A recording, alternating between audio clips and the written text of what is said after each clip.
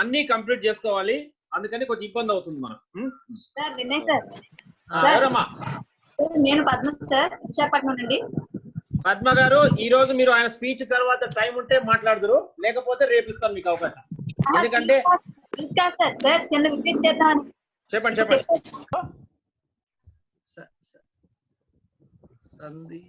సందీప్ చూడొచ్చు, అది ఆ కంప్యూటర్ వాళ్ళది. సార్ కంప్యూటర్ పేరు మీద రికార్డ్ అయింది, రిజిస్టర్ అయింది. పర్లేదు సార్ దీన్ని రీనేమ్ చేయాలి కదా, ఒక్క నిమిషం రీనేమ్ చేస్తా ఉండండి సార్. నేను చేసేస్తాను సార్ రీనేమ్. మీరు చేయండి.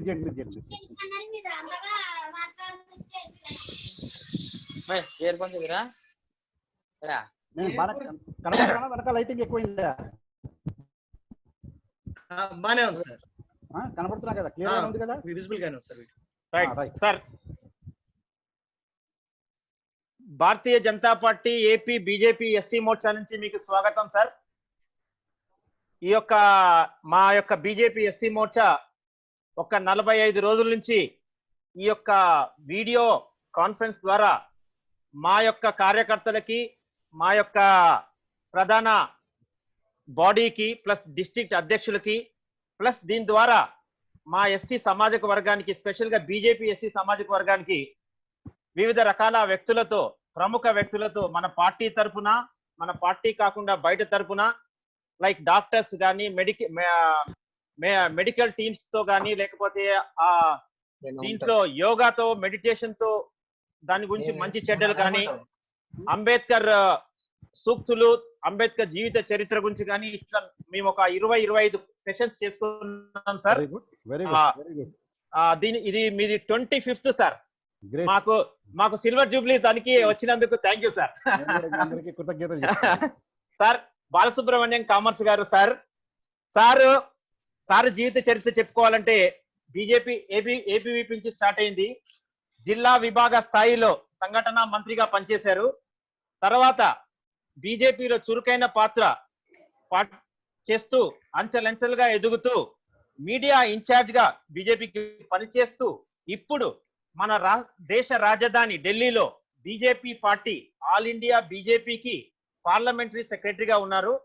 కొన్ని ఏళ్లుగా పెద్ద నాయకులు ఎల్కే అద్వానీ గారు అనుకోండి, వాజ్పేయి గారి దగ్గర అనుకోండి, మన ప్రస్తుతం మోడీ గారి దగ్గర అనుకోండి, అందరిని కూడా దగ్గరగా చూస్తూ వాళ్ళకి సరి అయిన, అంటే మీడియాకి తగ్గట్టిన సలహాలు లేకపోతే సలహాలు తీసుకుంటూ వాళ్ళకి తగ్గ పనులు చేస్తూ మన పార్లమెంట్ లో మన అందరికీ సుపరిచితంగా, ప్రధానంగా అందరూ ఎంపీలకి, ఇంకా మన బీజేపీ ఆంధ్రప్రదేశ్ నుంచి, తెలంగాణ నుంచి ఎవరు పోయినా సార్ మేము ఒకసారి పార్లమెంట్ చూడాలి సార్ అంటే మన బాలసుబ్రహ్మణ్యం గారే గుర్తుకొస్తారు మనందరికీ. ఆ విధంగా అందరికీ సుపరిచితం. ఈ రోజు మన బీజేపీ ఎస్సీ మోర్చాకు వచ్చి సందేశాన్ని ఇవ్వడానికి వచ్చినందుకు నేను మనస్ఫూర్తిగా థ్యాంక్స్ చెప్తున్నా సార్, ఆహ్వానిస్తున్నా సార్. ధన్యవాదాలు సార్. మేము గత 45 రోజులే కాకుండా ఒక 1-2 years నుంచి కూడా మేము ఏదైతే పనులు చేస్తున్నామో దాని మీద ఒక విశ్లేషించుకొని ఒక 45 days నుంచి కొన్ని భారతీయ జనతా పార్టీ ఢిల్లీ గారు ఇచ్చిన ఆదేశాలను అనుసరించి కొన్ని ఇన్ఛార్జీలు పెట్టాం సార్. కొన్ని ప్రోగ్రాంల మీద. వినయ్ చూడమ్మా, డిస్టర్బెన్స్ వస్తుంది. వినయ్ డిస్టర్బెన్స్ వస్తుందమ్మా. ఈ యొక్క ప్రోగ్రామ్ లో ఒక్కొక్క ఇన్ఛార్జ్ మీకు ఒక 2 నిమిషాలు మీకు దీని మీద విశ్లేషించి ఒక్కసారి మీకు రిపోర్ట్ ఇస్తారు సార్. ఈ యొక్క 5-6 మంది రిపోర్ట్ల తర్వాత మీ యొక్క అమూల్యమైన స్పీచ్ చేయండి సార్. అంబేద్కర్ జయంతి గురించి మన జనరల్ సెక్రటరీ జేబీఆర్ గారు మాట్లాడతారు. జేబీఆర్ గారు. ఈనాటి వీడియో కాన్ఫరెన్స్ కి మా అందరితో పాటు కలిసి బీజేపీ ఏపీ ఎస్సీ మోర్చా సభ్యులు, కార్యకర్తలందరితో కలిసి తమ అనుభవాలు పంచుకోవడానికి వచ్చినటువంటి సీనియర్ నేతలు, గౌరవనీయులు శ్రీ బాలసుబ్రహ్మణ్యం గారికి నా నమస్కారాలు తెలియజేస్తున్నాను సార్. సార్, ఈసారి మన అంబేద్కర్ జయంతి గురించి ఎందుకు ప్రత్యేకంగా మేము మాట్లాడుకుంటున్నామన్నా సార్, ఇంకా మనకందరికి తెలిసిందే COVID-19 దాని సందర్భంగా ఉన్నటువంటి లాక్డౌన్ దీంట్లో మేము చాలా వరకు కొంత అనుమానాలు పడుతున్నాం సార్. అంబేద్కర్ జయంతి ఎలా చేయాలి, ఎట్లా చేయాలి, ప్రతిసారి చాలా బాగా వైభవంగా జరిగేటువంటిది. సో అందుకోసం మేమందరం కూడా కొంత ప్రణాళికగా ఒక అంబేద్కర్ జయంతి నిర్వహించడానికి 2 వీడియో కాన్ఫరెన్స్లు మేము డెడికేటెడ్ గా దాని గురించి చేశాం సార్. ఈ డెడికేటెడ్ చేస్తున్న దాంట్లో కొంత ప్రీ ప్లానింగ్ చేయడం జరిగింది సార్. ఈ ప్రీ ప్లానింగ్ లో భాగంగా మేము అన్ని జిల్లా అధ్యక్షులు అందరికీ కూడా ముందుగానే ఒక 2 రోజుల ముందర పబ్లిక్ లెవెల్లో పనులు లేకుంటే అక్కడ సెలబ్రేషన్ ఎవరు చేస్తారు అన్నది ముందరే ఒక లిస్ట్ లాగా తీసుకున్నాం సార్. ప్రతి మండలంలో కానీ పంచాయతీలో కానీ ఎక్కడ ఈ కార్యక్రమం చేస్తారన్నది ఒక ఐడియా తీసుకున్నాము. తర్వాత రాష్ట్రానంతా 3 జోన్స్ గా చేశాం సార్. రాయలసీమ, సెంట్రల్ ఆంధ్ర, తర్వాత నార్త్ ఆంధ్ర సార్. రాయలసీమకి హరినారాయణ అని ఒక అతను జోనల్ కోఆర్డినేటర్ గా, అందులో సెంట్రల్ ఆంధ్రాకి కమలాకర్ అని, తర్వాత మన నార్త్ ఆంధ్రాకి జ్యోతి ప్రియాంక అని ఇంకొక లేడీని, ఇట్లా వీళ్ళ ముగ్గురిని జోనల్ కోఆర్డినేటర్స్ గా పెట్టుకొని వీళ్ళు మానిటరింగ్ చేసి తర్వాత ప్రోగ్రామ్ అయిన తర్వాత మొత్తం డాక్యుమెంట్ చేసి ఒక రిపోర్ట్ లాగా చేశారు సార్. సో మేము ఫైనల్ గా ఒక బేసిక్ ఒకటి అనుకుంది ఏంటంటే, బాబాసాహెబ్ గారి 129వ వినయ్ ప్రోగ్రామ్స్ అయితే మేము 238 అచీవ్ చేశాం సార్. ఇందులో జస్ట్ మీకు మా సెంట్రల్ ఆంధ్ర వచ్చి 51 ప్రోగ్రామ్స్ జరిగాయి. అందులో మేజర్ వచ్చి నెల్లూరు 35 ప్రోగ్రామ్స్ జరిగాయి సార్. అట్లానే రాయలసీమలో 83 ప్రోగ్రామ్స్ జరిగాయి. అందులో మేజర్ గా వచ్చి అనంతపూర్ 30 జరిగాయి, కర్నూలు 26 జరిగాయి సార్. తర్వాత నార్త్ ఆంధ్రాలో మేము 58 చేశాం సార్. అందులో మేజర్ గా మాకు వెస్ట్ గోదావరి నుంచి 31 ప్రోగ్రామ్స్, 31 లెవెల్స్ ఆఫ్ సెలబ్రేషన్స్ వచ్చాయి సార్. ఇందులో మేము పబ్లిక్ అపియరెన్సెస్ లో చేసినవి 192 సార్. తర్వాత ఇంటర్నల్ గా కొద్దిగా క్లోజ్డ్ ఒక ఇంట్లో కానీ ఒక వీధిలో అట్లా చేసిన వాళ్ళు అరౌండ్ 46 ప్రోగ్రామ్స్ వచ్చాయి సార్. ఇందులో మేము లైవ్ క్యాప్చర్ చేసింది ఈ మొత్తం కవరేజ్ అరౌండ్ 207 మండల్స్ లో మేము ప్రోగ్రామ్స్ చేయడం జరిగింది. మొత్తం అరౌండ్ 1250 మంది కార్యకర్తలతో మేము ఈ కార్యక్రమంతో జరిగింది సార్. కొన్ని ఒక 44 ప్లేసెస్ లో, పబ్లిక్ ప్లేసెస్ లో ఫుడ్ ఫర్ నీడీ అన్న మన ప్రధానమంత్రి గారు ఇచ్చిన పిలుపు మేరకు ఆ రోజు కూడా ఈ ఫుడ్ కానీ తర్వాత గ్రాసరీస్ కానీ ఇవన్నీ కూడా ఎక్కడైతే సెలబ్రేట్ చేశారో అక్కడ డిస్ట్రిబ్యూషన్ కూడా చేయడం జరిగింది సార్.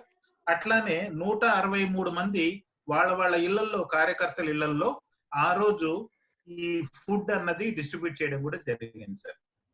సార్ బ్రీఫ్ గా ఇది సార్ అంబేద్కర్ ఉత్సవాలకు సంబంధించినటువంటి. Thank you for giving me this opportunity. నమస్తే. ప్రేమ్ కుమార్ గారు, మన పూర్వ క్యాండిడేట్స్ కి, కార్యకర్తలకి మీరు ఎలాంటి సాయం చేస్తారు, మనం ఎలా చేస్తున్నాం ఒక్కసారి ఎక్స్ప్లెయిన్ చేయగలుగుతారా ప్రేమ్ కుమార్ గారు?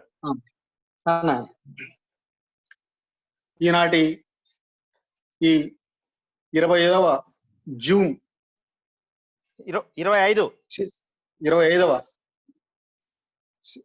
జూమ్ మీటింగ్ కు వచ్చిన ఢిల్లీ పెద్దలు శ్రీ సుబ్రహ్మణ్యం గారికి నా మనసు సుమాంజలు, అలాగే రాష్ట్ర అధ్యక్షులు మా డైనమిక్ హీరో సునీల్ గారికి నా అభినందనలు. అయితే సార్, మేము గత 40 రోజులుగా ఈ జూమ్ మీటింగ్లు ఏర్పాటు చేసుకుంటూ ఈ జూమ్ మీటింగ్ అనే కొత్త విధానాన్ని మోర్చాలో అన్న ప్రవేశపెట్టడం, ఈ విషయాన్ని అందరికీ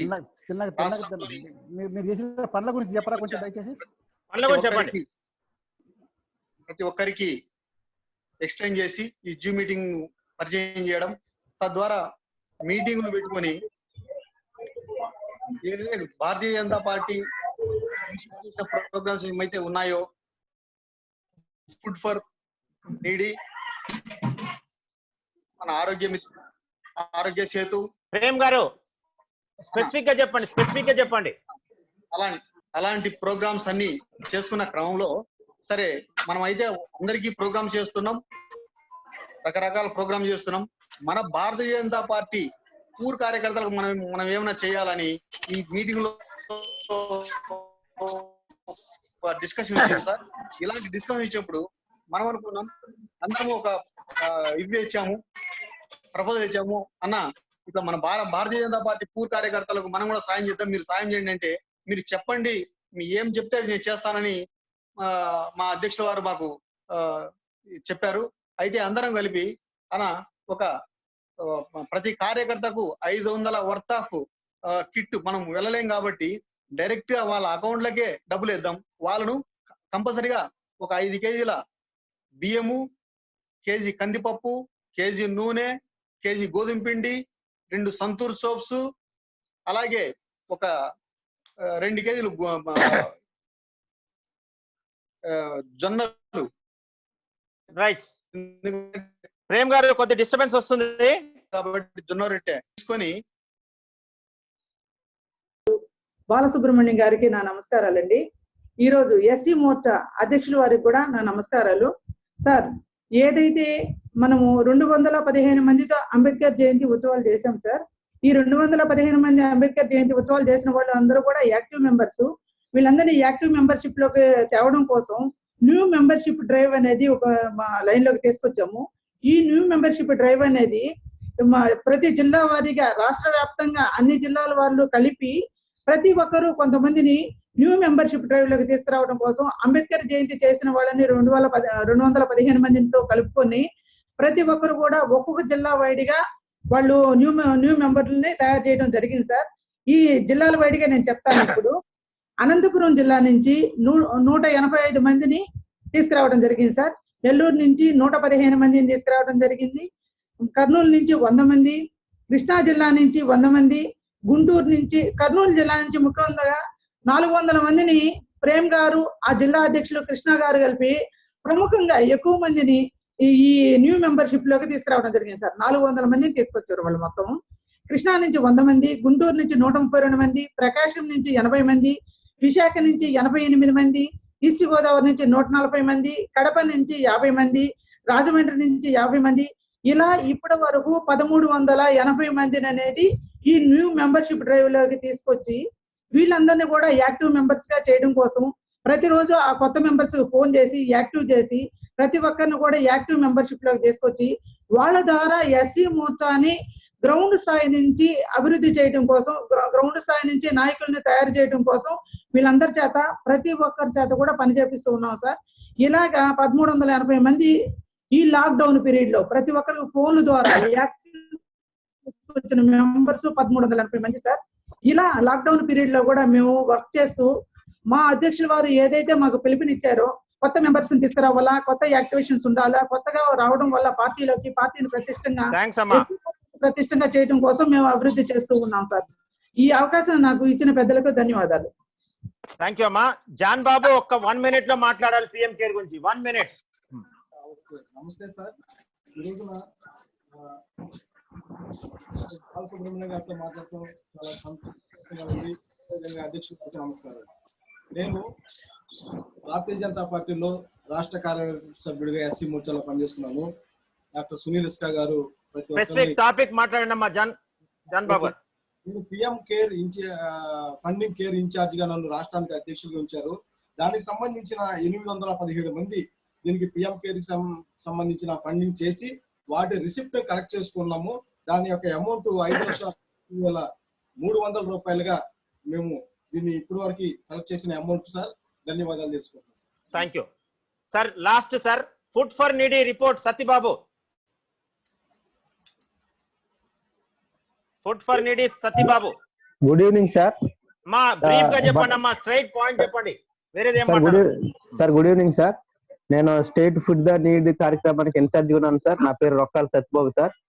సార్, మేము మొత్తం మే 3వ తారీఖు వరకు 36 రోజులు ఫుడ్ ద నీడ్ అనే కార్యక్రమాన్ని నిరంతరం కష్టపడి చేశాం సార్. అది ఇప్పటికొచ్చి మొత్తం 36,895 మందికి మోడీ గారి కిట్లు పంపిణీ చేయడం జరిగింది సార్. ప్రతి కిట్ లో 600 రూపాయల సామాన్లు ఉన్నాయి సార్.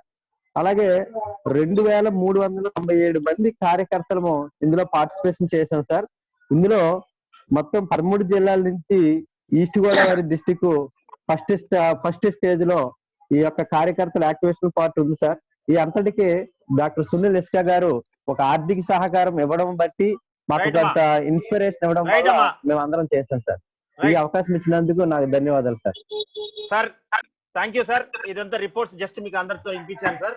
మీ యొక్క అమూల్యమైన సందేశాన్ని ఇప్పుడు ఇవ్వమని చెప్పి ప్రార్థిస్తున్నాం సార్.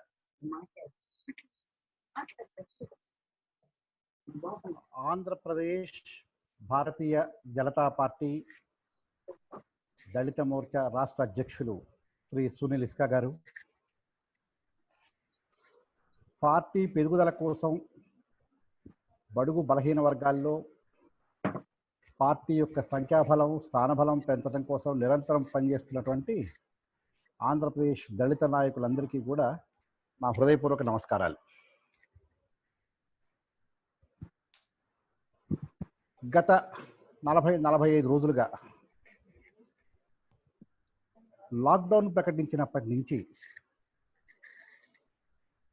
మీరందరూ మనమందరం కూడా ప్రపంచ రాజకీయ చరిత్రలోనే ఒక వినూత్నమైనటువంటి అధ్యాయాన్ని సృష్టించాం. మొట్టమొదటిగా మనందరం కూడా దీనికి చాలా గర్వపడాలి. ప్రపంచంలో ఎక్కడా కూడా లేనటువంటి విధంగా రాజకీయ చరిత్రలో రేపొద్దున ఎవడైనా ఏ విశ్వవిద్యాలయంలో రీసెర్చ్ చేసినా ఇది ఒక అద్భుతమైనటువంటి సబ్జెక్ట్ అవుతుంది పిహెచ్డీలు చేయడానికి. సామాజిక శాస్త్రంలో, రాజకీయ శాస్త్రంలో లాక్డౌన్ పీరియడ్లో క్షణం కూడా వృధా చేయకుండా నిరంతరంగా మన పార్టీ కోసం, మన సిద్ధాంతం కోసం, వీటన్నిటికీ మించి ప్రజల యొక్క శ్రేయస్సు కోసం, అభ్యున్నతి కోసం, వాళ్ళ కష్టాలు తొలగించడం కోసం భారతీయ జనతా పార్టీ కార్యకర్తలుగా మనందరం చేసినటువంటి కృషి ఇది ప్రపంచంలో ఎక్కడ ఏ రాజకీయ పార్టీలో కూడా జరగలేదు. అందుకని మనల్ని మనం అభినందించుకోవాలి, మన తోటి కార్యకర్తల్ని మనం అందరం అభినందించాలి. ఇదే స్ఫూర్తితో మనం ముందుకు పోవాలి. ఈ రకమైనటువంటి కార్యకర్తలు ఉన్నారు కాబట్టే భారతీయ జనతా పార్టీ వాళ్ళ ప్రపంచంలో అత్యధికమైనటువంటి సభ్యత్వం కలిగినటువంటి రాజకీయ పార్టీ అయింది. ఇవాళ మనకున్నంత సభ్యత్వం ప్రపంచంలో ఏ రాజకీయ పార్టీకి కూడా లేదు. మనం చేసినటువంటి కార్యక్రమాలు ప్రపంచంలో ఎవరు చేయలేదు.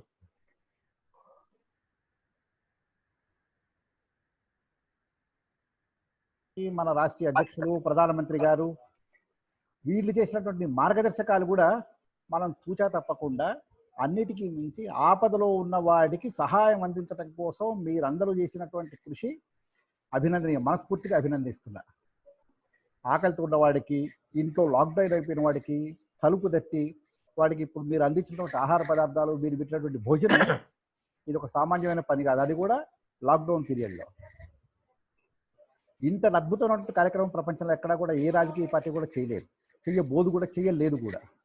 అటువంటి పార్టీకి సభ్యులమైనటువంటి మనందరం, కార్యకర్తలం, నాయకులం, మనందరికి కూడా మనం ఈ రకంగా ఉన్నందుకే ప్రపంచం మనల్ని ఇవాళ అభినందిస్తుంది. రెండోది, ఈ కార్యక్రమంలో మీ అందరితో పాటు సమయం పంచుకోవాలి, కార్యక్రమం నా అభిప్రాయాలు పంచుకోవాలి అని అన్నప్పుడు సునీల్ ఇస్కా గారితో చర్చించినప్పుడు మీరు నమ్మండి నమ్మకపోండి, ఆయన దీనిపైన ఒక 2-3 రోజులు అదే పనిగా మేధోమేధనం చేసి ఆలోచించి ఒక అద్భుతమైనటువంటి ఆలోచనతో ముందుకు వచ్చారు. ఆ ఆలోచన నాకు కూడా నచ్చింది. నచ్చిన మరుక్షణం నేనేమన్నా అంటే నేను కూడా వస్తానండి, తప్పకుండా వస్తాను ఈ కార్యక్రమానికి.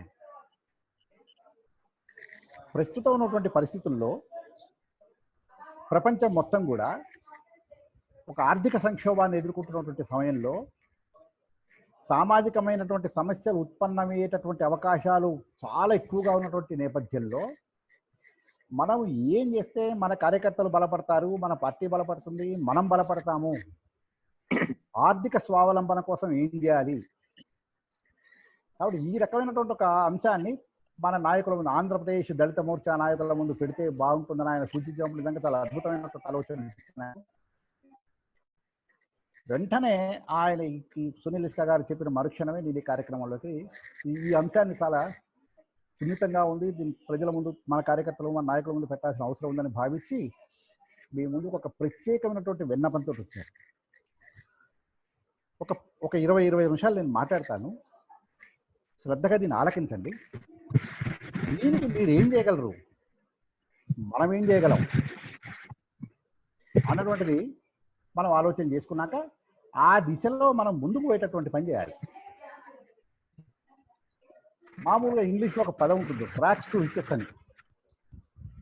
ర్యాక్స్ టు రిచెస్ అంటే చెత్త నుంచి అపర కోటీశ్వరుడు కావటం. ఏమీ లేనటువంటి దగ్గర చెత్త చెదారంలోంచి కోటీశ్వరులు కావడం ఎలా, దానికి మనకున్నటువంటి మార్గాలు ఏమిటి, మనకున్నటువంటి అడ్డంకులు ఏంటి, మనకున్న అవరోధాలు ఏంటి, మనకున్నటువంటి సోపానాలు ఏంటి, మనకున్నటువంటి సౌలభ్యాలు ఏంటి, దీన్ని మనం అంచనా వేసుకోగలిగినాడు మనల్ని మనం పెంచుకుంటాం, మన చుట్టూ ఉన్న సమాజాన్ని మనం పెంచగలుగుతాం, మనతో పాటుగా మన చుట్టూ ఉన్నటువంటి మన కార్యకర్తలు మన వాళ్ళందరినీ కూడా పైకి తీసుకెళ్లే అవకాశం ఉంటుంది. భారత రాజకీయ చరిత్రని ఒకసారి మోడరేటర్ ఎవరు అందరిని మ్యూట్ చేయమని చెప్పరా, వినయ్ అందరిని మ్యూట్ చేయమని.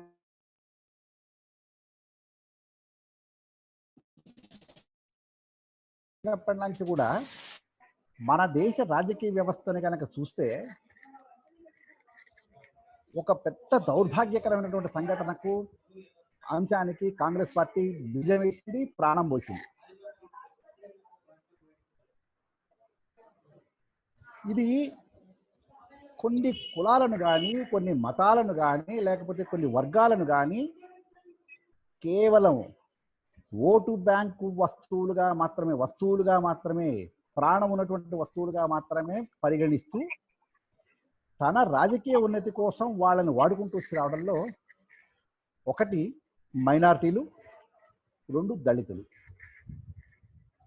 దళితులకు ఇవ్వాల్సినటువంటి ఆర్థిక స్వావలంబన, రాజకీయమైనటువంటి పరపతి, సామాజికంగా గౌరవం కల్పించడం, వీటన్నిటిని పక్కకు పెట్టి ఏమి చేస్తే వీళ్ళు ఒక ఓటు బ్యాంకుగా పడుంటారు, వీళ్ళు ఏం చేస్తే వీళ్ళని మూకుమ్మడిగా గుత్తగా మనకి ఓట్లు వస్తాయనేటువంటి కార్యక్రమంలో దళితులని, మైనారిటీలని మూకుమ్మడి ఓటు బ్యాంకు రాజకీయాల్లో పావులుగా మాత్రమే చూడటం కారణంగా స్వాతంత్రం వచ్చి 7.5 దశాబ్దాల్లో అయిపోతున్నప్పటికీ కూడా మనం ఇంతవరకు దళిత సమాజం పెరగకపోవడానికి ఇదే కారణం. దీంతో పాటుగా భారతదేశం యొక్క విచ్ఛిన్నతి కోసం అని చెప్పి చూస్తూ మనలో ఉన్నటువంటి వాటిని మన ధర్మాంతరం చేయడం ద్వారా, మతం మార్చడం ద్వారా ఉండేటువంటి కొన్ని శక్తులు ప్రత్యక్షంగా పరోక్షంగా పనిచేస్తూ ఈ గ్యాప్ని నిరంతరం పెంచుతూ వచ్చిన కారణంగా ఇవాళ దళిత సమాజం ఈ రోజుకు కూడా వెనుకబడి ఉంది. దీన్ని మనం నిష్కర్షగా ఒప్పుకుని తీరాలి. ఈ పరిస్థితుల్లో దళితులు ముందుకు పోవాలి, ఆర్థికంగా పెరగాలి, సామాజికంగా పెరగాలి, రాజకీయంగా పెరగాలి అనుకున్నప్పుడు ఏం చేయాలి? ఈ రకమైన ఆలోచన మేము ముందుకు పెట్టడానికి కోసం నేను వచ్చాను. ఈ పరిష్కారాలు వెతుకుతున్న సందర్భంలో నేపథ్యంలో నాకు ఒక 5-6 అద్భుతమైనటువంటి ప్రేరణాదాయకంగా ఉండేటువంటి ఇన్సిడెంట్స్ కనిపించాయి. వీటి గురించి మీకు చెప్పాలి. వీళ్ళ గురించి తెలియకపోతే తెలుసుకోండి, తెలిసిన వాడు మరింత క్షుణ్ణంగా తెలుసుకోండి. వీళ్ళ గురించి ఎందుకు తెలుసుకోవాలి, వీళ్ళు పడ్డ కష్టాలు ఏంటి అని చూసుకున్నాక నా యొక్క ఉపన్యాసం ముగింపులో మనం ఏం చేయాలో కూడా నాకు తోచిన పద్ధతిలో 1-2 చెప్తాను. మీరు ఎప్పుడైనా భగవాన్ గవాయ్ వీళ్ళ పేరు విన్నారో లేదు తెలియదు. ఈయన మహారాష్ట్రలో ఒక మారుమూల గ్రామంలో పుట్టాడు.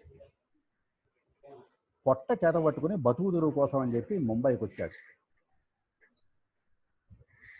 దళిత వర్గానికి చెందిన తల్లి, తండ్రి, అన్నదమ్ములతో కలిసి భవన నిర్మాణ రంగంలో రోజువారీ కూలీగా పనిచేశాడు. ఈయన అలా పనిచేస్తూ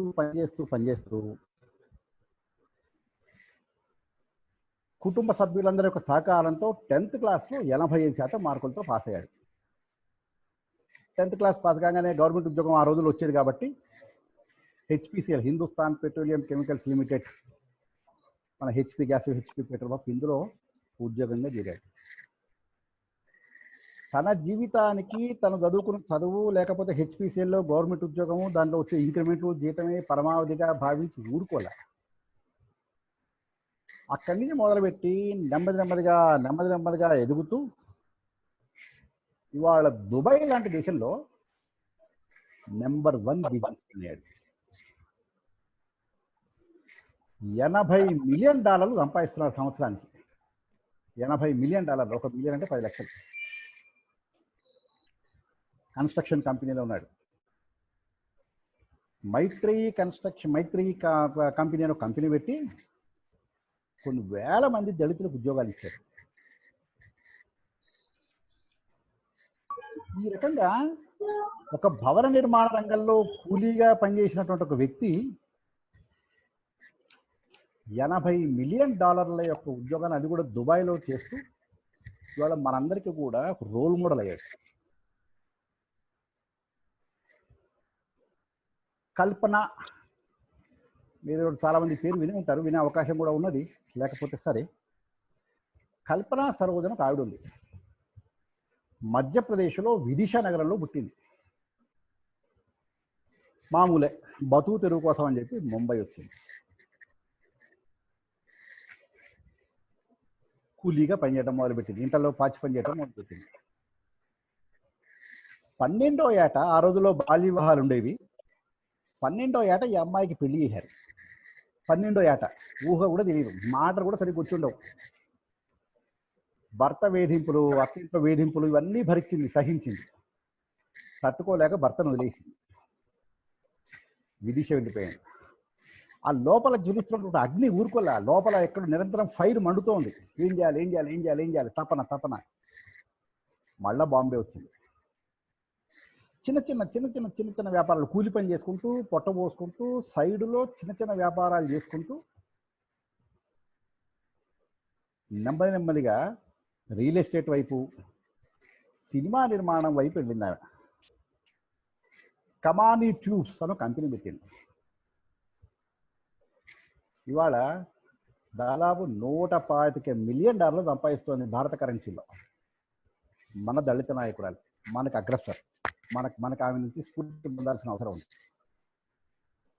నేను చెప్పి క్యారెక్టర్స్ ఏవి కూడా డబ్బున్న కుటుంబంలో పుట్టినటువంటి దళితులు కాదు. ఒక 50 సంవత్సరాల క్రితం, 40 సంవత్సరాల క్రితం, 60 సంవత్సరాల క్రితం కూలీలుగా పనిచేసే ఆ రోజుల్లో పొట్ట చేత పట్టుకుని వలస వచ్చి తమలో నిరంతరం జ్వలిస్తున్నటువంటి ఆ పెరగాలి అన్న తపన కారణంగా పైకి వచ్చిన వాళ్ళే. ఇంకొక కేసు చెప్తా, ఇది చాలా విచిత్రమైంది. రాజానాయక్ అని కర్ణాటకలో ఒక మారుమూల గ్రామం. చిన్నప్పుడే కార్మికుడు. ఇప్పుడు నేను ఎవరు చెప్పినా వాళ్ళు ఎక్కడో చోట ఏ భవన నిర్మాణ కార్యక్రమంలోనూ చెప్పులు కుట్టుకునేవాళ్ళు, చెట్టు కింద చెప్పులు కుట్టుకునేవాళ్ళు, అది కూడా ఎక్కడో షోరూముల్లో కాదు, చెట్టు కింద చెప్పులు కుట్టుకునేవాళ్ళు, లేకపోతే ఇళ్లలో పాచి పని చేసుకునేవాళ్ళు. 17వ ఏట ఒకసారి అమితాబ్ బచ్చన్ సినిమా చూశాడు. సినిమా చూసి నేను కూడా పెద్ద హీరోయిన్ అయిపోవాలనుకుని చెప్పా పెట్టుకుని ఇంట్లోంచి పారిపోయి బాంబే వెళ్ళిపోయాడు. రియల్ ఎస్టేట్ చూద్దామని చూశాడు, ఫెయిల్ అయ్యాడు. కాదు సమాజంలో పోటీతత్వం కారణంగా మళ్ళీ వెనక్కి బెంగళూరు వచ్చాడు. నెమ్మది నెమ్మదిగా టీషర్ట్లు అమ్మడం మొదలుపెట్టాడు. కోలాపూరి చెప్పులకి అప్పటికిప్పట్లో కిరు చెప్పులు అనేవాళ్ళం, కిరు మనం మా చిన్నప్పుడు బాగుండేవి, కోలాపూరి చెప్పులు అనేవి. ఆ కోలాపూరి చెప్పులు అవి అమ్మటం మొదలుపెట్టాడు. అలా అమ్ముతూ అమ్ముతూ అమ్ముతూ ఇవాళ మీరు నమ్మండి నమ్మకపోండి, Dalit Indian chamber of commerce of industry and commerce, Dalit India chamber of commerce and ఇండస్ట్రీకి ఇవాళ బెంగళూరు చాప్టర్కి ప్రెసిడెంట్ అయ్యాడు. ఈయన ఒక ఎడ్యుకేషన్ ట్రస్ట్ పెట్టి దళిత విద్యార్థులకు విద్యను అందించడం కోసం, వాళ్ళను విద్యాపరంగా అకాడమిక్ వాళ్ళ పొందడం కోసం కావాల్సి వచ్చినటువంటి ఒక అద్భుతమైనటువంటి అవకాశాలు. ఇక్కడ గుర్తించాల్సిన పాయింట్ ఏంటంటే మనం పెరగటం కాకుండా మనతో పాటుగా మన వర్గానికి చెందినటువంటి వాళ్ళని కూడా నెమ్మది మనకు స్థాయికి వచ్చిన తర్వాత వాళ్ళను ముందుకు తీసుకెళ్ళి వాళ్ళని కూడా పెంచుకుంటూ పోయేటటువంటి ఒక ఆలోచన, ఒక లక్షణం. సమాజం పట్ల మనకు ఉండేటటువంటి కృతజ్ఞత. రతీభాయ్, ఇంటి పేరు రతీభాయ్ మక్వానా, గుజరాత్. మీరు ఊహించరు, సంవత్సరానికి 380 కోట్ల రూపాయలు వ్యాపారం చేస్తున్నాడు ఈయన. తండ్రి వ్యవసాయ కూలీ. ఉగాండాలో షుగర్ ఫ్యాక్టరీ ఉంది తనకి. ఉగాండాలో షుగర్ ఫ్యాక్టరీ నడుపు అంటే సంవత్సరానికి 380 కోట్ల రూపాయల వ్యాపారం చేస్తున్నాడు ఇవాళ. మన ముందు తరం నాయకుడిన మన వర్గానికి వాడే దళిత నాయకుడే అశోక్ ఖడే ఇంకో అడుగు పెట్టు ముందుకేసి 500 కోట్ల రూపాయలతో వ్యాపారం చేస్తుంది. స్టేట్ సార్ ఈ అశోక్ ఖడే కూడా మహారాష్ట్ర. ఇతని తండ్రి చెట్టు కింద ముంబైలో చెట్టు కింద కూర్చుని చెప్పులు కుట్టుకునేవాడు.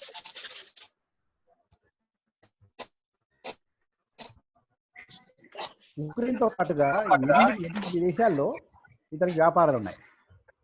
సంపాదించిన డబ్బులో అధిక భాగం దళిత అభ్యున్నతి కోసమే ఖర్చు పెడుతున్నాడు. మొట్టమొదటిసారిగా మీకు తెలియాల్సిన ఇంకొక ఆశ్చర్యకరమైన విషయం, ఆసక్తికరమైన విషయం ఏంటంటే మొట్టమొదటి దళిత మిలియనీరు పైన బిలియనీర్గా ప్రపంచంలో నమోదైనటువంటి మొట్టమొదటి దళిత బిలియనీరు రాజీవ్ సరయ్య విన్నాను సార్. 2,000 కోట్ల రూపాయల టర్నోవర్ ఇప్పుడు సంవత్సరానికి. ఇప్పుడు ఏంటంటే వీళ్ళందరూ కూడా మన ముందు తరం దళిత వర్గానికి చెందినటువంటి మన ముందు తరం నాయకులు మనకు ప్రేరణగా నిలుచున్నారు అందరూ కూడా. They are the living examples. వాళ్లకు సాధ్యమైంది మనకెందుకు సాధ్యం కాదన్న ప్రశ్న ఇక్కడ ఉన్న ప్రతి ఒక్కళ్ళని కూడా వేసుకోవాలి. మన కమ్యూనిటీ మన దళిత వర్గంలో ఉన్నటువంటి ప్రతి ఒక్కళ్ళు కూడా ఈ ప్రశ్న వేయించాలి. ఎందుకు ఈ ప్రశ్న వేసుకోవాలంటే ఒక 40 దశకాల క్రితం, అంటే 40 సంవత్సరాల క్రితం, 50 సంవత్సరాల క్రితం, 60 సంవత్సరాల క్రితం వీళ్ళు పుట్టినప్పుడు, వీళ్ళు పెరిగినప్పుడు ఈ రోజున్నటువంటి వివక్ష కంటే కొన్ని వందల రెట్ల సామాజిక వర్ణ వివక్ష ఆ రోజుల్లో ఉండేది. ఇది అవునన్నా కాదన్నా సత్యం. ఆర్థికంగా వీళ్ళెవ్వరూ కూడా రూపాయి లేనివాడు, చెట్టు కింద చెప్పులు కుట్టుకునేవాడు. మనం నిస్సిగ్గుగా నిర్భయంగా మాట్లాడుకోవాలంటే చదువు లేనివాళ్ళు, అజ్ఞానం, నిరక్షరాస్యత, అజ్ఞానం అనకూడదు కానీ నిరక్షరాస్యత, రూపాయి లేదు, కులం సహకరించదు, వివక్షత గురవుతున్నారు. ఇన్ని రకాల కష్టాలను అనుభవిస్తూ కూడా ఇవాళ వాళ్ళు మనకి మార్గదర్శకంగా నిలుస్తున్నప్పుడు గతంతో 40-50 సంవత్సరాల క్రితంతో పోలిస్తే ఇవాళ మనకంత వర్ణ వివక్ష లేదు. మనకు సౌలభ్యాలు, సౌకర్యాలు, రిజర్వేషన్స్ పెరిగినాయి. మనం అంతో ఇంతో చదువుకున్నాం, మన పిల్లల్ని మంచి చదువులు చదివిస్తున్నాం. ఆర్థికంగా కనీసం 5,000 లోపలికి పోయేటటువంటి స్థితిలో ఈరోజు వచ్చాం. వాళ్ళతో పోల్చుకుంటే మనల్ని ఎప్పటికప్పుడు కంటికి రెప్పలా కాచుకునేటటువంటి కనీసం 2014 సంవత్సరం నుంచి మనల్ని కంటికి రెప్పలా కాచుకుంటున్నటువంటి మన ప్రియతమ ప్రధాని నరేంద్ర మోడీ మనతో పాటు ఉన్నాడు. మన కోసం నిరంతరం అనేక రకాలైనటువంటి పథకాలు తీసుకొస్తూ ఆర్థికంగా, సామాజికంగా, రాజకీయంగా మనల్ని వాళ్ళ పరిపుష్టం చేయడం కోసం ఏమేం చేయాలని ఆలోచిస్తున్నాడు. ఒక దళిత వ్యక్తిని తీసుకెళ్ళి వాళ్ళ రాష్ట్రపతి భవన్లో భారతదేశపు అత్యున్నత పదవైనటువంటి రాష్ట్రపతిగా కూర్చోబెట్టి ఇంత మద్దతు ఉండగా ఇవాళ మనం ఎదగకపోతే తప్పెవరిది? మనదే. మనదే. కించిత్ కూడా అనుమానం లేదు. ఏమీ లేనప్పుడు కనుచూపు మేరలో కాంతి కిరణం కూడా కనపడినటువంటి రోజుల్లో 8 దేశాల్లో పరిశ్రమలు నడుపుతూ 500 కోట్లు, 1000 కోట్లు, 2000 కోట్ల పరిశ్రమలు పెట్టినటువంటి పరిస్థితులు ఉన్నప్పుడు ఇవాళ అంతో ఇంతో వెళ్తున్నాం, అంతో ఇంతో బలంగా ఉన్నాం. ఈ పరిస్థితుల్లో మనము పెరగకపోతే తప్పెవరిది అంటే ఖచ్చితంగా మనదే. పెరగటానికి కావాల్సిన అనువైన వాతావరణం మన చుట్టూ 2014 నుంచి అయితే చాలా బలంగా ఏర్పడ్డది. సబ్కా సాత్ సబ్కా విశ్వాస్ అన్నటువంటి నిర్ణయం తీసుకుని విధానంతో పండిత్ దీన్ దయాళ్ ఉపాధ్యాయ చెప్పినటువంటి సమాజంలో పంక్తిలో ఉన్నటువంటి చివరి మనిషికి కూడా సంక్షేమ కార్యక్రమాలు, ఫలాలు అందాలనేటటువంటి తాపత్రయంతో నిరంతరం శ్రమిస్తున్నటువంటి నరేంద్ర మోడీ గారి నాయకత్వంలో ఇవాళ మనం ఎదగటానికి కావాల్సి వచ్చినటువంటి అనేకమైనటువంటి లక్షణాలు, అనేకమైనటువంటి అవకాశాలు మన ముందున్నాయి. వీటిని ఎంతవరకు వాడుకోగలము, వీటిని మనం ఎంతవరకు ముందుకు తీసుకువెళ్ళగలము, తద్వారా మనం ఎంత పెరగగలము, పెరుగుతూ మా చుట్టూ ఉన్నటువంటి వాళ్ళు మనం పెరగటం ఎట్లాగా, పెంచటం ఎట్లాగా, ఈ ఆలోచన కేవలం మీ ముందు పెట్టడం కోసమే ఇవాళ నేను మీ ముందుకు వచ్చినటువంటి కారణం. మనం ఈరోజు కూడా ఎక్కడో ఒక చోట సబ్కాన్షియస్ లెవెల్లో అంతరాంతరాల్లో మనకి ఇంకా కొంత రకమైనటువంటి ఒక రకమైన బలహీన మనస్తత్వంతో బతుకుతున్నాం. దీనికి ప్రాణం పోసి ఎంతో ఇంతగా ఉంచింది గత 70-80 సంవత్సరాలుగా కాంగ్రెస్ పార్టీ అవలంబించినటువంటి విధానాలే. జాగ్రత్తగా క్షుణ్ణంగా నిజాయితీగా అధ్యయనం చేస్తే ఈ విషయం బయటపడుతుంది. ఓట్ల రాజకీయం కోసం ఏమైనా ఒక పథకం ప్రకటించారేమో తప్ప దళితులు ఒక వర్గంగా ఒక సమాజంగా పైకి ఎదగాలి అనడం కోసం వాటి వరకు కూడా కాంగ్రెస్ పార్టీ హయాంలో ప్రవేశపెట్టినటువంటి పథకం ఒక్కటి కనపడదు. రెండోది, ఎప్పటికప్పుడు మనని ఆత్మన్యూనతాభావంలో నెట్టివేసే ప్రయత్నం చేశారు కాంగ్రెస్ నాయకులు. కాంగ్రెస్ పార్టీ చేసినటువంటి దుర్మార్గమైనటువంటి క్రీడ ఏంటంటే మైండ్ గేమ్ అంటాం కదా. అవును సార్. మనల్ని ఆత్మన్యూనతాభావంలో ఈ రోజుకి కూడా మనం ఆత్మన్యూనతాభావంతో బాధపడేటటువంటి పరిస్థితుల్లోకి ఇప్పటికీ నెట్టేసే ఉంటుంది. దాంట్లో ఇంకా బయటపడడానికే ప్రయత్నం చేస్తున్నాం గత 2014 నుంచి. నేను ఇచ్చేవాడిని, నువ్వు తీసుకునేవాడివి, నీకు ఏం కావాలో తీసుకో, ఓట్లే, నన్ను గెలిపించు, నన్ను పీట మీద కూర్చోబెట్టు. కాంగ్రెస్ పార్టీ ఏ రకమైనటువంటి పథకాలు పెట్టినా ఏ రకమైనటువంటి చర్యలు చేసినా మూలంగా కనపడినటువంటి సందేశం ఇదే. సో ఒకటి ఇచ్చేవాడయ్యాడు, మనం తీసుకునేవాళ్ళం అయ్యాం. మహా అయితే మనకి ఇంకో రూపాయి ఇచ్చే బదులు రూపాయి పావలా అడుగుతున్నాం. ఈ బ్యారికేడ్స్ బద్దలగొట్టి ఈ మనస్తత్వాన్ని మనం బద్దలగొట్టి బయటపడి మనం కూడా సొంతంగా ఎదగగలము, ఎదగటానికి కావాల్సి వచ్చినటువంటి దమ్ము ధైర్యము మన దగ్గర ఉన్నాయి అని నిరూపించుకోగలిగితే ఒకటి దయాదాక్షిణ్యాలపైన మనం బతకలేదు, ఒకటికి మూకుమ్మడి ఓట్ల రాజకీయం కోసం పనిచేయాల్సినటువంటి అవసరం లేదు, ఒకటి విదేశాలు పన్నుతున్నటువంటి మత రాజకీయాల్లో భాగంగా మనం పావులుగా మారాల్సిన అవసరం ఉండదు. సో బేసిక్గా దీనికి ఏం చేయాలి? ఈ రకంగా మన ముందు ఒక 5, 6, 10, 20 నేను ఉదాహరణ కొన్ని చెప్తా. ఆంధ్రప్రదేశ్ దళిత మోర్చా ముందు ఇవాళ నేను ఒక విన్నపం చేయదలుచుకున్నా. మీ రాష్ట్ర అధ్యక్షుడు, మీ పదాధికారులు, దళిత మోర్చా పదాధికారులందరూ కలిసి ఒక ఏడాది పాటు ఒక ప్రాజెక్ట్ చేయాలి. ఆంధ్రప్రదేశ్లో గట్టిగా మాట్లాడితే ఉభయ తెలుగు రాష్ట్రాల్లో, ఇప్పుడు తెలంగాణ ప్లస్ ఆంధ్రప్రదేశ్ రెండు కలిపి ఈ ఉభయ తెలుగు రాష్ట్రాల్లో సామాజికంగా ఆర్థికంగా ఎదిగి 10 మందికి మార్గదర్శకంగా నిలబడ్డటువంటి వాళ్ళ యొక్క జీవిత చరిత్రలు సంగ్రహంగా కనీసం 2 పేజీలో 3 పేజీలో 4 పేజీలో ఒక సంక్షిప్తంగా ఒక డాక్యుమెంటేషన్ చేయాలి. మనకు అర్థమవుతుంది. మనకు జీ వెంకటస్వామి లేకపోతే మీ దగ్గర ఇంకోళ్ళు ఇట్లా ఏవో కొన్ని 5-6 పేర్లు చేతులు మనకు వినపడతాయి. ఇవి కావు. పారిశ్రామిక రంగంలో, ఉపాధి కల్పనా రంగంలో, వ్యాపార రంగంలో ఎదిగినటువంటి దళిత నాయకులు, వాళ్లకు ఏ రకమైన అడ్డంకులు వాళ్ళు ఎదుర్కొన్నారు, ఏ రకాల కష్టాలు వాళ్ళు అధిగమించారు, వాళ్ళ మనకి నేతలు ఎందుకు అవుతారు అన్నటువంటి ఎక్కడో ఒక డాక్యుమెంటేషన్ చేయాలి. పార్టీలకు అతీతంగా, అది ఏ పార్టీ వాడని కాదేమని. అతని ఎవరితో సక్సెస్ అయినటువంటి దళిత వ్యాపారవేత్తలు, దళిత ఎంటర్ప్రీనర్స్, వీలైతే వీళ్ళతో పాటు డాక్యుమెంటేషన్ చేయించండి. ఒక ఏడాది టైం తీసుకుంది.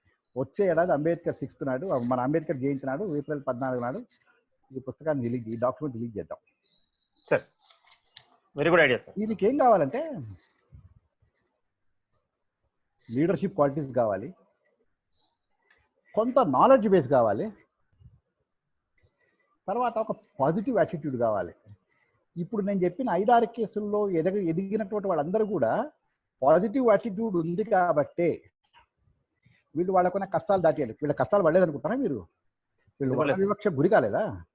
వీళ్ళు మామూలుగా చూసారా? అని చెప్పులు కుట్టుకోవడం ఎవడైనా 500 కోట్లకు ఎదుగుతా అంటే ఎదగనిస్తుంది అంటే సమాజం. అవన్నీ దాటుకుంటూ ముందుకు వచ్చారు. సో లీడర్షిప్ క్వాలిటీస్, నాయకత్వ లక్షణాలు, నాయకత్వ లక్షణాలు అంటే 10 మందికి మనం పనిచేసేటట్టు కాదు, లోపల నుంచి అంతఃకరణంగా వచ్చేటట్టు లీడర్షిప్ క్వాలిటీస్, ఒక పాజిటివ్ యాటిట్యూడ్. ఏదైనా సరే నేను ఇది చేస్తాను, పని చేయడానికి సాధించడానికి కావాల్సినటువంటి నాలెడ్జ్ బేస్, విషయ సంగ్రహం, ఇవి ఈ లక్షణాలు మనం ఏర్పరచుకొని వీటిని బేస్ చేసుకుని దళిత్ ఎంటర్‌ప్రెన్యూర్స్‌ని పెంచడం ఎట్లాగా. ఇవాళ భారతదేశంలో 2014 నుంచి దళిత్ ఎంటర్‌ప్రెన్యూర్ కోసం నరేంద్ర మోడీ ప్రభుత్వము, భారతీయ జనతా పార్టీ ప్రభుత్వం పెట్టినటువంటి పథకాల పైన కూలంకషంగా అవగాహన వాళ్ళు ఎంతమంది ఉంటారు? ₹1 కోటి సహాయం చేస్తోంది. మామూలుగా అగ్రవర్ణానికి చెందిన అలాంటి వాడికి అయితే 10 లక్షలు ఇస్తుంది. దళిత వర్గానికి చెందిన వాడైతే ₹1 కోటి ఫైనాన్షియల్ అసిస్టెన్స్. ₹1 కోటి ఫైనాన్షియల్ అసిస్టెన్స్ ఇస్తున్నప్పుడు మనం ఎన్ని పనులు చేసుకోవచ్చు, ఎన్ని వ్యాపారాలు చేసుకోవచ్చు, ఎన్నైనా చేసుకోవచ్చు. ఎక్కడ పరిమితం అయిపోతున్నామంటే నాకు రేషన్ ఫ్రీగా వస్తుందా రాదా, లేకపోతే నాకు వైట్ కార్డు ఉందా లేదా, ఈ రకమైనటువంటి దాని నుంచి తెంపుకొని బయటపడితే ₹1 కోటి మనవి. మనమంటే ఎగ్గొట్టేయమని కాదు, పాయింట్ ఈస్ దీన్నే బేస్ చేసుకుని దీన్ని మూలధనంగా వినియోగించుకుని మన దగ్గర కనపడినటువంటి ఒక అద్భుతమైనటువంటి రిసోర్స్ ఉంది. అది ఏ రకంగా వచ్చినా ఇవాళ చాలా మందికి కొద్దిగా ఉన్నా, ఎక్కువ ఉన్నా, పావు ఎకరం ఉన్నా, అరెకరం ఉన్నా, 4 ఎకరాలు ఉన్నా, 10 ఎకరాలు ఉన్నా, మన దగ్గర ఎంతో కొంత భూమి ఉన్నది దళిత వర్గంలో. దీన్ని బేస్ చేసుకుని దీన్ని ఎంటర్‌ప్రెన్యూర్‌షిప్‌గా వాడుకుంటూ మనం ఏం చేయగలం? మన దగ్గర ఉన్న రిసోర్సెస్ ఏమిటి ఫస్ట్ మనం ఐడెంటిఫై చేసుకుని, మనకున్నటువంటి రిజర్వేషన్స్ ఏంటి, మనకున్న అవకాశాలు ఏంటి, వీటి ఆధారంగా చేసుకుని బ్యాంకులు, ప్రభుత్వాలు మనకిస్తున్నటువంటి ఆర్థిక సౌలభ్యాల్ని ముందు పెట్టుకుని ఒక డిజైన్, ఒక రూపకల్పన, ఒక పరిశ్రమకో లేకపోతే ఒక వ్యాపారానికో రూపకల్పన చేసుకోగలిగితే ఒక ఏడాది, 2 ఏళ్ళు, 3 ఏళ్ళు, 5 ఏళ్ళు కష్టపడతాం. పడక తప్పదు, ఎవడైనా కష్టపడాల్సిందే. కష్టపడకుండా ఎదిగేవాడెవడు ఉండడు. ఒకవేళ ఎవడైనా ఉన్నా నడమంత్రపు సిరి వచ్చినా మధ్యలో వచ్చేది మధ్యలోనే పోతుంది. కాబట్టి ఒక 5 ఏళ్ళు కష్టపడి మనవి కావనుకుంటే 6వ ఏడాది నుంచి మన యొక్క జీవితపు విలువలు, లివింగ్ స్టాండర్డ్స్ ఎట్లా పెరుగుతాయో మనమే ఉదాహరణ అయిపోతాం. మన ముందు కనపడుతున్న వాళ్ళందరూ కూడా వీళ్ళే. ఈ నరేంద్ర మోడీ గారి ప్రభుత్వం, బీజేపీ ప్రభుత్వం ఇస్తున్నటువంటి ఆర్థిక స్వావలంబన కోసం మనకి ఇస్తున్నటువంటి స్కీములను ఎట్లా వాడుకోవాలి? ఎంతసేపు మనము ఎక్కడో చోట జీవితంతో కాంప్రమైజ్ అయిపోతున్నాం అంటే ఇది అందరికీ వర్తిస్తుంది, ఒక దళితులకి కాదు, అందరికీ ఎక్కడో చోట సగటు భారతీయుడు కాంప్రమైజ్ అవుతున్నాడు. కాంప్రమైజ్ కాని రోజున కొద్దిగా ఈ బ్యారికేడ్స్ని ఈ మైండ్లో, ఈ శరీరానికి మన చుట్టూ ఉన్నటువంటి ఈ బ్యారికేడ్స్, ఈ పరిమితులను మనం ఎప్పుడైతే తెంపుతామో, ఈ సంఖ్యలను ఎప్పుడైతే తెంపుతామో ఉజ్వలమైన భవిష్యత్తు మనకున్నది. ఇది ఎందుకు చెప్తానంటే, ఇప్పుడు అసలు పాయింట్ ఏంటంటే గత 45-50 రోజులుగా మనం కోవిడ్ పేరు మీద ఇళ్లలో ఉంటున్నాం. కరోనా వైరస్ కారణంగా, COVID-19 కారణంగా భారతదేశంలో కాదు మొత్తం ప్రపంచవ్యాప్తంగా రిసెషన్, ఆర్థిక మాంద్యం ఏర్పడేటటువంటి అవకాశాలు వచ్చేసినాయి. ఇప్పుడు కనుక మనం ఆర్థికంగా స్వావలంబన కాకపోతే కింద పడతాం. ఇప్పుడు ఎదగటానికి కావాల్సి వచ్చినటువంటి అనేకమైనటువంటి మార్గాలు ఉన్నాయి.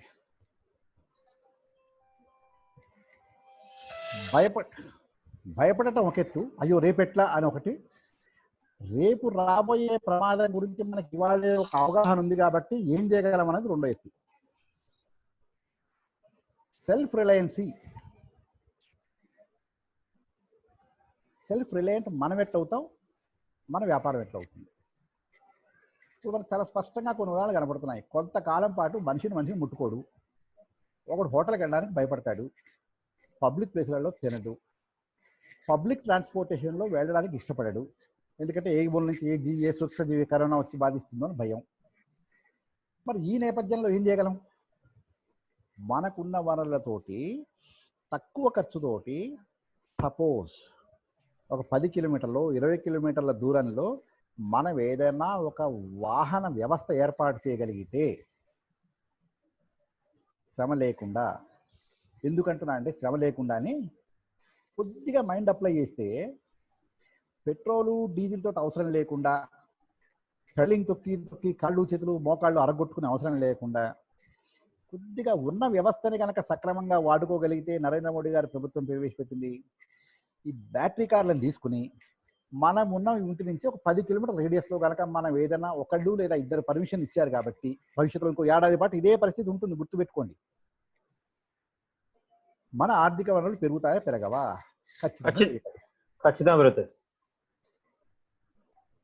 భోజనం మన చుట్టూ ఉన్నటువంటి వాళ్ళల్లో శుభ్రంగా శుచిగా ఉండి, ఎందుకంటే హోటల్కి వెళ్ళడానికి ఇప్పుడు ఇప్పట్లో జనాలు ఇష్టపడరు, పబ్లిక్ ప్లేస్లో తిరగరు, మాల్స్కు పోరు, సినిమాలకు పోరు.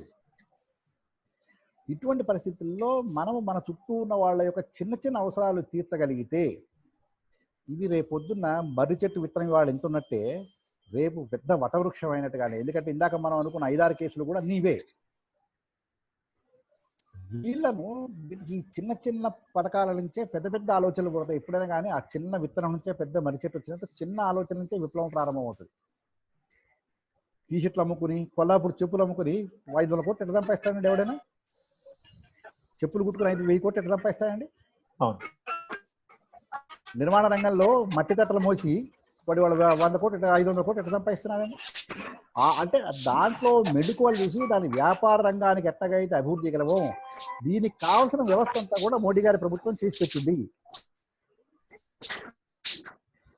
మీకు బేసిక్ ఒక చిన్న ఫండా చెప్తాను, ఒక ఫిలాసఫీ చెప్తాను. దీన్ని మీరు ఎక్కడికక్కడ అన్వయించుకుంటే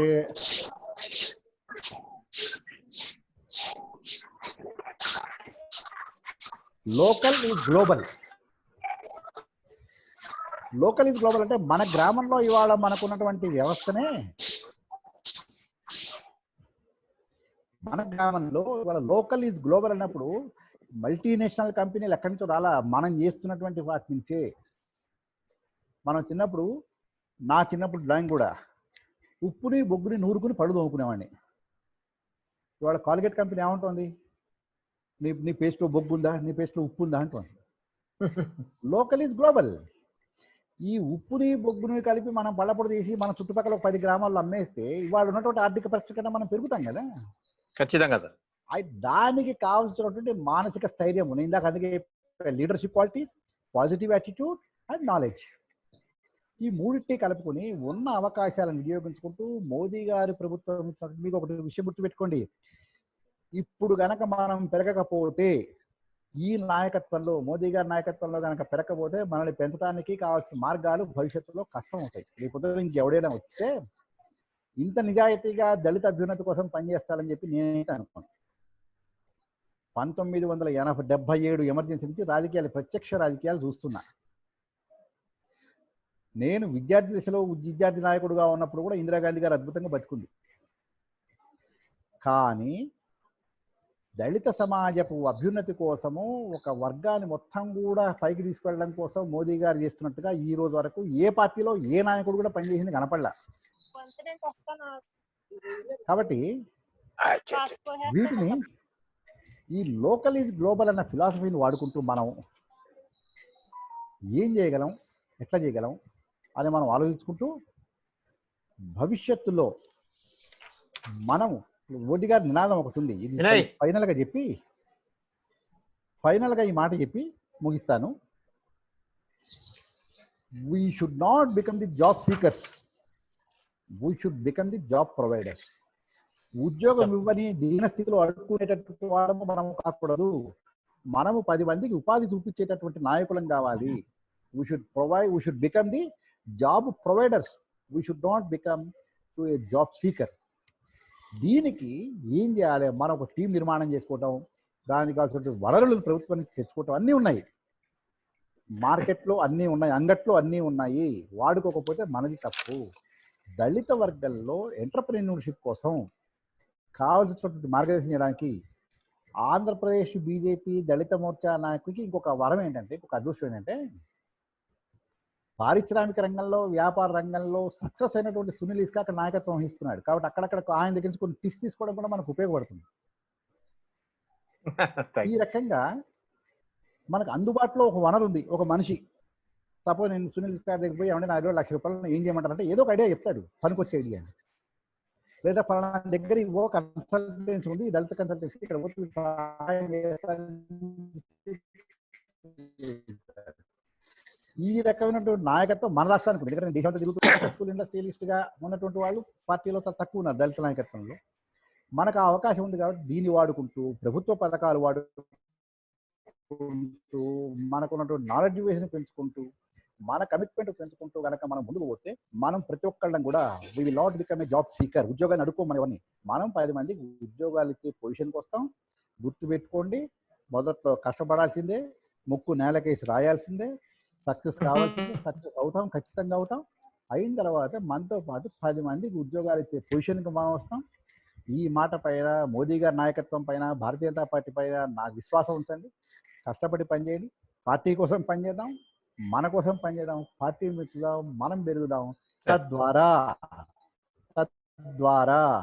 మనం ఎందుకు పెరగాలి, పార్టీ ఎందుకు పెంచాలంటే దేశాన్ని బాగుగా శుభ్రంగా ఉంచడం కోసం, దేశాన్ని బలోపేతం చేయడం, దేశాన్ని అగ్రరాజ్యంగా చేయడం కోసం మనం పెరుగుదాం, మన పార్టీని పెంచుదాం, భారతదేశాన్ని పెంచుదాం.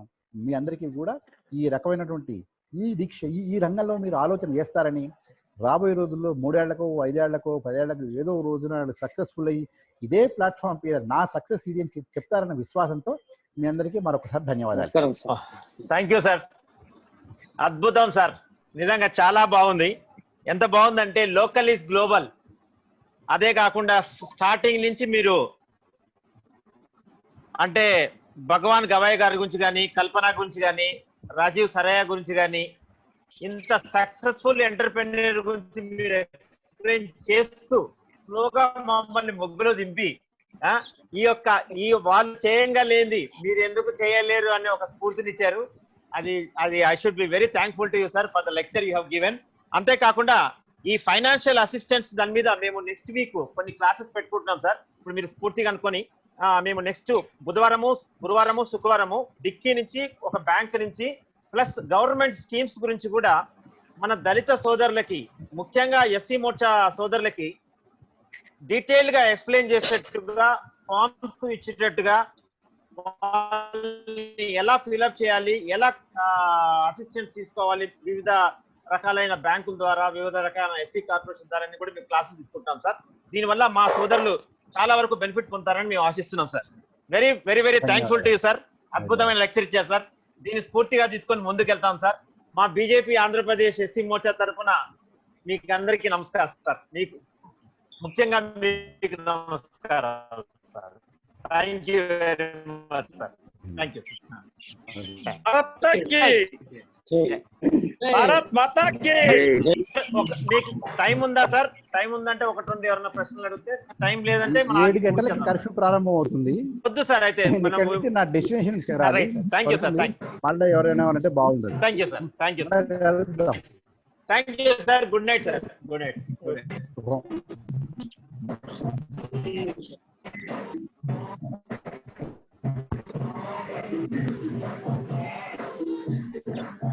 వినయ్ సార్,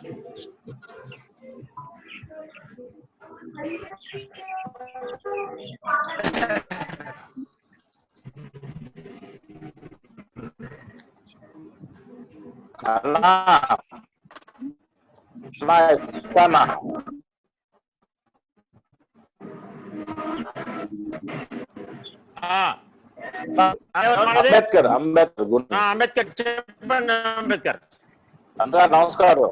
ఒక్క నిమిషం అంబేద్కర్. మన దళిత మోర్చా సోదరికి అసలుకి మామూలు లెక్చర్ కాదు ఇది. మీరు బాగా అనలైజ్ చేసుకోండి ఒకసారి. నేను పాయింట్ టు పాయింట్ రాసుకున్నాను ప్రతి ఒక్కటి కూడా. నాకు కొన్ని విషయాలు